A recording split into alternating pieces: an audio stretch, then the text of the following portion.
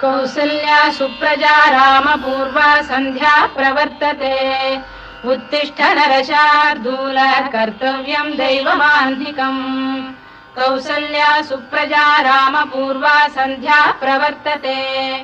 उत्तिष्ठ नरशार्दूल कर्तव्यं दैवमान्धिकम् उत्तिष्ठोत्तिष्ठ गोविन्द उत्तिष्ठ गरुडध्वज उत्तिष्ठ कमलाकान्ता त्रैलोक्यं मङ्गलं कुरु उत्तिष्ठोत्तिष्ठ गोविन्द उत्तिष्ठ गरुडध्वज उत्तिष्ठ कमलाकान्ता त्रैलोक्यं मङ्गलं कुरु मातः समस्त जगतां मधुकैटभारे वक्षो विहारिणि मनोहर दिव्यमूर्ते